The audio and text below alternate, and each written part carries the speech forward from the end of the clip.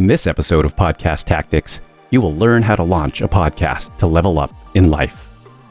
Hello, I'm James, the host of Podcast Tactics. Today's guest is a film and TV actor whose podcast features conversations and stories with talented people in the show business industry. Listen in to learn how his podcast strengthens his personal and professional development.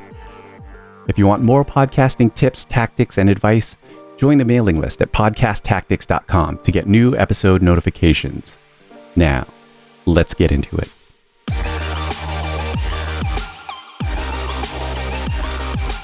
I have a very special guest with me right now, film and TV actor Will Ennis from Toronto, Canada. Will, thank you so much for coming on the show. James, thanks for having me, man. I'm really excited to be here. So let's go ahead and dive right in. Let's talk about your podcast. What's the name of the show and tell us what it's all about? So the podcast is called Create Up with Will Ennis, and it's all about leveling up in your creative, both in your artistic life and just your life in general. So it's basically self-help and creativity, two things that I really love. And I started during quarantine and just been able to reach out to a number of people, and everyone I reach out to is someone who I'm a little bit intimidated by, like someone who I feel like has gotten to places that I haven't gotten to, whether it's a psychologist, whether it's another fellow artist, even if it's in a different genre than one that I do, I still find that they have insights that I want to learn. And I was like, now's the time to just reach out, pull the trigger, and just like talk to them. That makes perfect sense. In your industry, networking like that, getting the edge, I'm imagining it could make a difference. And so connecting with people that are in the same industry is very helpful. Oh yeah, absolutely. And I guess like the path of an artist is an uncertain one. So sometimes we make assumptions about what we should do, or we follow our instinct what we should do. But it helps also to have, what I wanted was a library of like sound bites and knowledge from people I admire. So I decided to record it so anyone could access it. But I find myself going back to interviews or even just remembering old interviews and the advice that different guests give. And I even impart that in my personal life to other people. Someone's starting a venture. I had a friend just starting a TikTok account, and he's a musician, but he's starting to try being funny on TikTok and try a different part of his personality. And he was worried his TikToks weren't particularly funny yet. I had interviewed this comedian, Dave Merhage, and he was talking about finding his voice, and for years experimenting, failing, falling flat. And this is a guy that won the Juno Award for Comedy Album of the Year. He's on Emmy-nominated shows now, like Rami. And so I can easily tell my friend what I heard, because I heard it right from the source. It's not just BS. It's not just me thinking this is good advice. It's saying I'm just a channel for what someone else told me, and it's a legitimate source. So that's my podcast, like just looking for these legitimate sources and nuggets of wisdom from people. Yeah. And I've been lucky to do it. I love the notion of having this library of wisdom that you get to tap into. On that note, I have to ask, what's the nugget that you keep going back to? Is there one that you're just like, I'm going to re-listen to that? I actually find it depends on whatever challenge is in front of me. So I, like myself, am not a comedian, let's say, but I do find I love going back to the Dave Merhage interview, because he talks a lot about finding his voice and about basically being vulnerable and putting himself out there again and again to get feedback from an audience or just the public about how it's translating. And I find when I'm broadcasting the podcast or promoting it or telling someone about it, I'm not always so secure with the package I'm presenting or the brand I'm presenting. But when I analyze comedians or talk with comedians, I appreciate the process. You're not this finished product yet. And there's a lot of honor in putting yourself out there, not perfect, not perfectly figured out, not perfectly clever, not perfectly insightful. So I'm more comfortable with like my missteps and my awkwardness now, especially talking to the comedians. For whatever reason, the comedians really get me. That's really hit me. It's hitting home with me just because of what I'm up to right now. I mean, there's a level of vulnerability with me doing This is a new adventure for me. I'm definitely gonna I'm definitely gonna listen to that podcast because it sounds like it would speak to me on many levels, especially that Totally. the notion of finding your voice and being okay with your imperfections and having them out there because that's okay. Totally. I want to talk about the challenges that you've experienced with putting your podcast together. Yeah. There's sort of like a editing quality that I really like a sound, like a mixing quality. And I used to do my couple earlier episodes through an app, through a website called Zencaster, which is great. And they have a template to mix for you, both channels. So your channel would be one, and my channel would be one separate audio file. But it's still not always I kind of then like to take those mixes and then actually mix them a little bit better, or even chop out if we have an overlap in our conversation here in the editing process. It might be easier to just drop out what you're saying so I can get my sentence finished and then have you click back in. So learning how to do that was a long process. One of my first interviews, I literally probably took 30 hours to edit it, which sounds crazy, but I was just learning mixing. But since then, it takes me, I probably put a couple hours into mixing for sure, but it's not a stress. It's fun. Okay. But it was gross. Like the first one I did, it's not the first interview I released, but one of the first interviews I did, oh my God. Like I was like, oh, I guess I do 10 episodes of this podcast and then I jump off a cliff, I guess. Because it was so bad to edit, to mix it. Right. I was like, oh my God, it gets easier. But I think it's essential for me, at least, to mix. I love it. It's an art form. Yeah. Thanks for throwing in that it gets better, because the pit of my stomach dropped out. But for you, I think it's a reflection on how much you care, right? Like this is important to you. And I think you want to do right by the people that you're interviewing. You want to do right by your message and do right by your show. It makes sense to me that you would go spend a 30-hour editing session. I could see myself doing that as well. So yeah, totally relate to that. Yeah, and if they all took 30 hours, maybe I would second guess it. But in a way, everyone I've asked to interview, I'm not necessarily going for quantity of interviews. I would like to get better as an interviewer, but I'm okay with a tight season of 8, 9, 10 episodes, taking time, living life, doing other things. Like I've turned down not a lot of interviews, but I have turned down some interviews. I've only interviewed people I really wanted to talk with, and I've only released stuff that I'm really behind. I try to do one every 2 or 3 weeks. And for me, it's not a numbers game. It's just like the people I really want to talk to, I really lock in and learn them, like what I don't know, and try to polish and put together the nicest moments or message for the episode. But I'm not going to just keep banging them out. I'll do, a series of 10, let's say, take a break, live life, follow my other pursuits, and then come back and really make sure it's people I want to talk about, want to talk to you. Yeah, that makes sense. I'm curious about when you have a recording session, how long is that recording session versus how long the episode ends up being? It depends. My first 2 episodes were a bit over an hour, which I really liked. And there was minimal things that I cut. And it often just comes down to, sometimes it's like out of respect, like sometimes how articulate or how much a guest is behind their idea, because to be interviewed is a lot.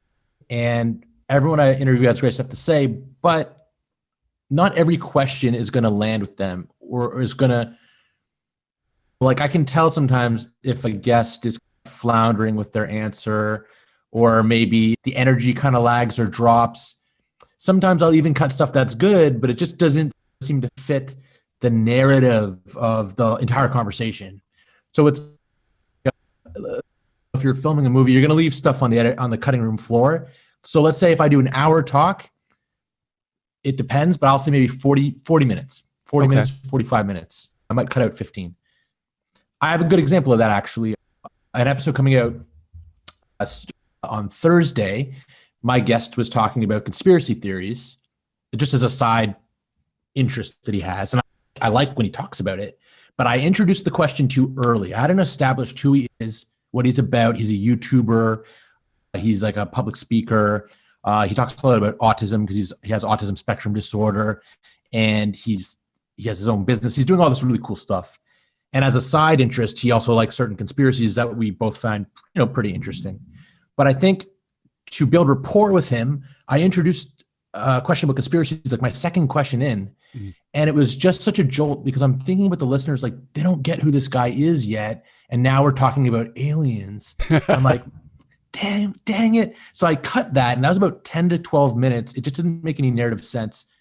But near the end, we talked about a little more conspiracies. Once we'd covered who he is, what he does, what's the meat of like his brand, then the dessert was like the other interest, like that, like conspiracy. Yeah. But yeah, I left interesting, and it was interesting, but I left 15 minutes on the cutting room floor. So in that example, were you able to rearrange it to put it at the appropriate spot, or you actually did leave it on the cutting room floor?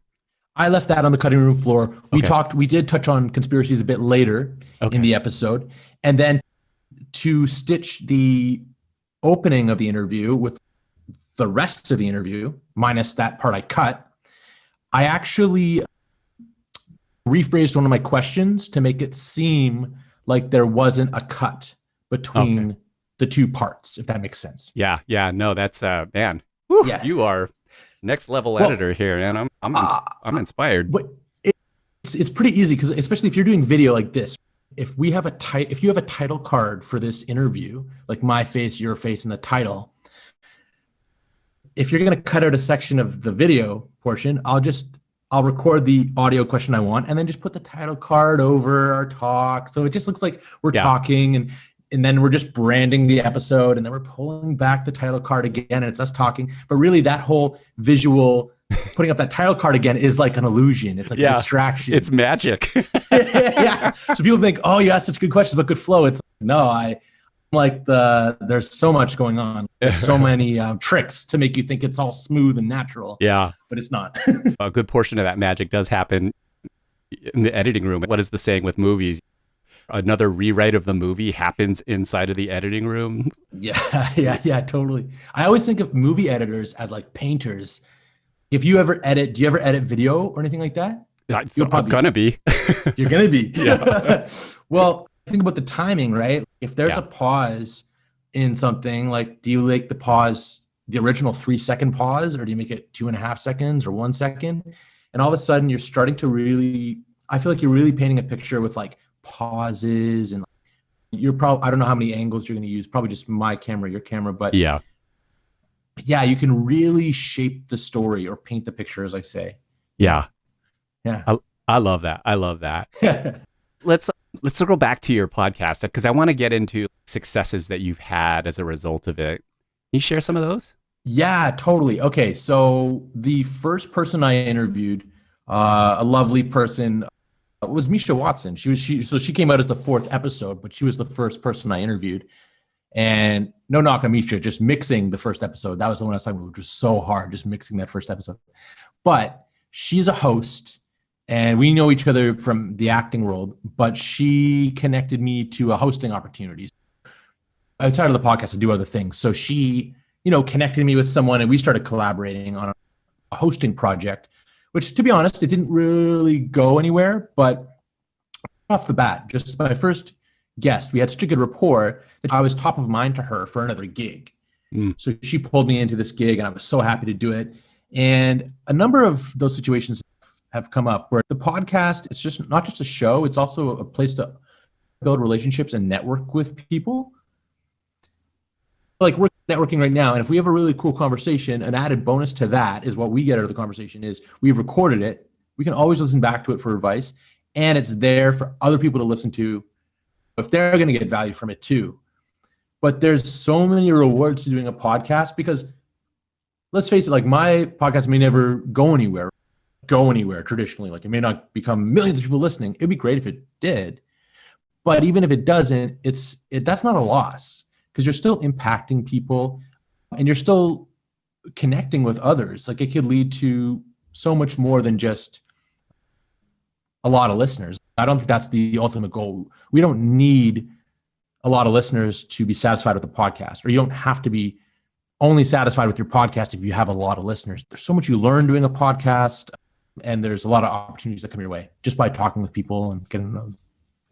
Yeah, absolutely. So what do you want people to get out of listening to your show? I think it's like the show that I made for me, but I think others can benefit from it too. So if you're striving to be better, you may not like every single episode, but if you're striving to be better in a certain area, if you're an actor just starting out, or if you're like a rapper and you want to know what it's like for someone in the industry who's been in the industry 30 years, I'd be like, check out the Danny O like podcast I did.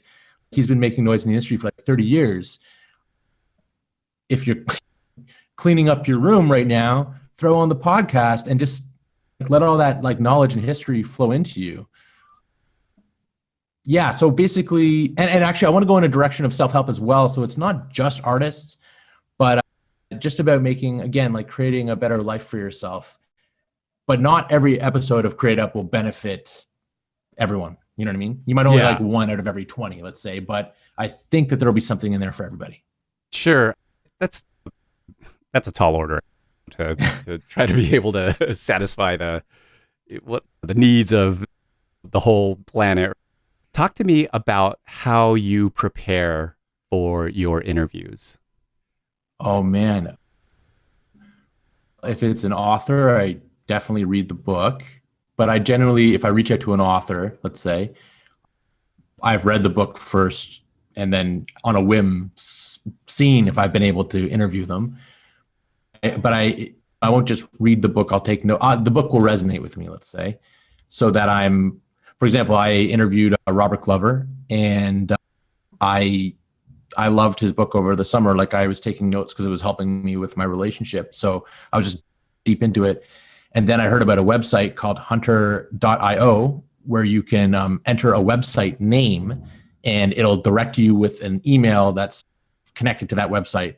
So you can then email that address and get in touch with whoever's behind the website. And then I was like, this is like magic. This author who I didn't think I'd ever be able to talk to is now Zooming with me in an hour. And it was phenomenal. There was a lot more time than an hour for me to prepare for that. But basically, long story short, I will read the book. I'll go deep on the book. I'll fall in love with the book before even asking to interview the person. Or if they're a director, I will watch all their movies.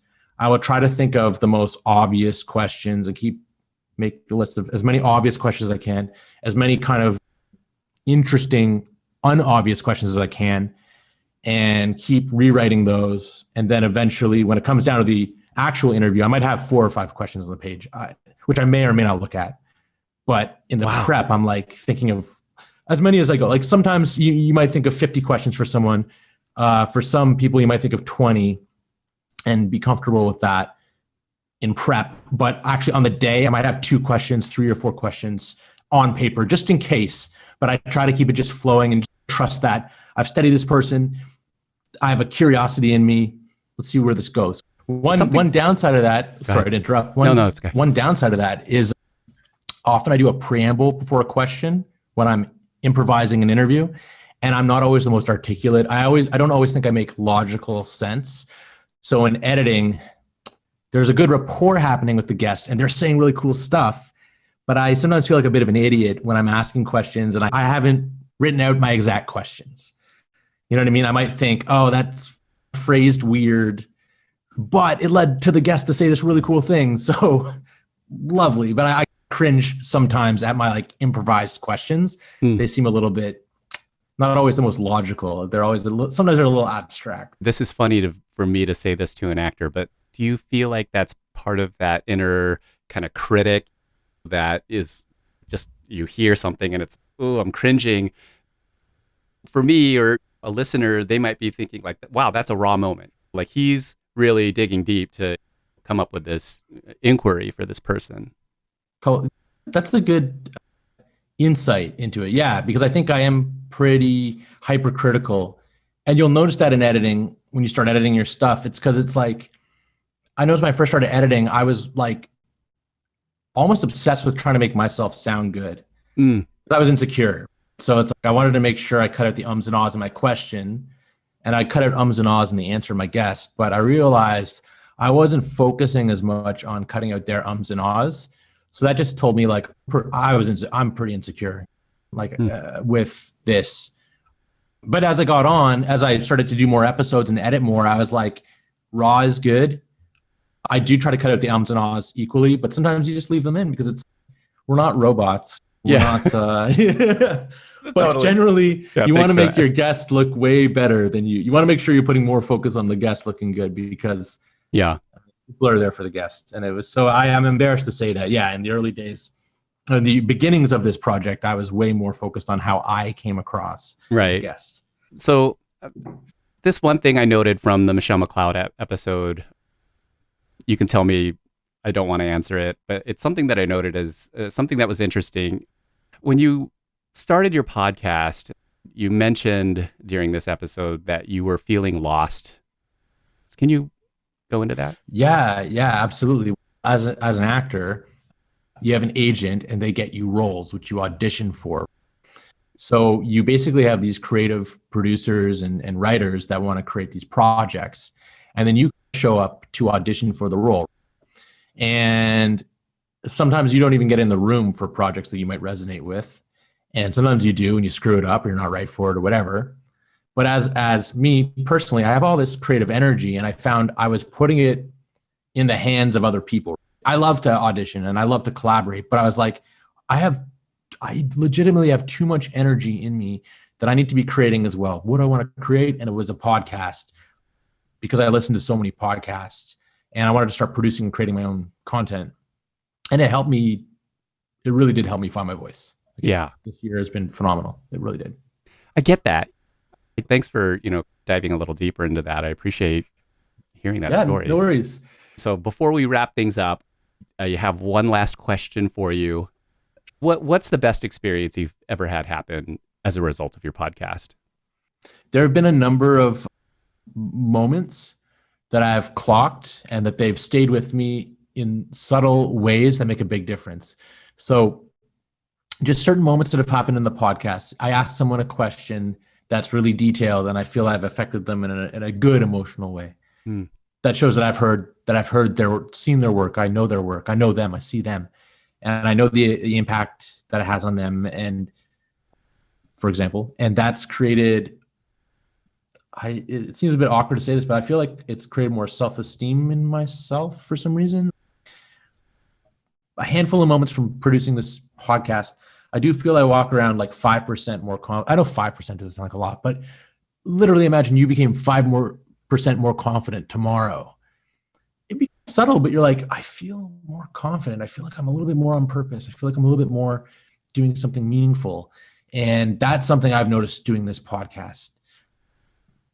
Yeah, and there's just a handful of moments. I don't know if I get it every episode. There's been these moments where it's just like, oof. It's one of those things where I'm like, putting myself in my future. Am I going to get that? But anyway. I think you definitely will, man. I think you will. Just putting yourself out there. It's a risk, but you're just offering value, right? Like people will reward you for that because it's a courageous thing to do. And it's a loving thing to do because you're going to put in your time and effort. So I think you will get rewarded for that. I don't know in what way, but for me, it was just an inner feeling of confidence, kind of self-esteem. I found it was growing because it was like, I need to get these people heard. I need to recognize these people, put them out there and help others. And just started to feel great. Yeah. Just felt great. Well, please tell us, where can people find out more about you and your podcast? Ooh, okay. Yeah. They can check out @Create Up Podcast on Instagram, where I have snippets for the show, links to full episodes, and we're on Spotify, iTunes, YouTube @Create Up TV. I also do music lessons there for fun. Check it out @Create Up Podcast. I'd love to keep in touch with you, maybe catch up down the road with you to see how things are going, if that's cool with you. Of course, James. We are family now. We're brothers. We are brothers. It's official. We're not brothers. It's no question about it. Thank you so much, Will. Legit, reach out to me. Yeah. Okay. I will, man. I will. Don't see now. You opened up the Pandora's box. Uh-oh. Oh, okay. No, I'm just Okay, I'll kidding. look for the lid, but Thank you so much for coming on. It was a pleasure having Yo. you. I do appreciate all of your wisdom. I wish you the best of luck for you and your podcast. Thanks again to Will Ennis. Check the show notes for links to learn more about Will and the Create Up podcast. Remember to leave a review on podchaser.com to let me know what you got out of this episode. You'll find info in the show notes for this, and feel free to make suggestions for what I can do to make this show even better for you. And don't forget to subscribe and follow Podcast Tactics to learn even more about podcasting in future episodes. Thank you.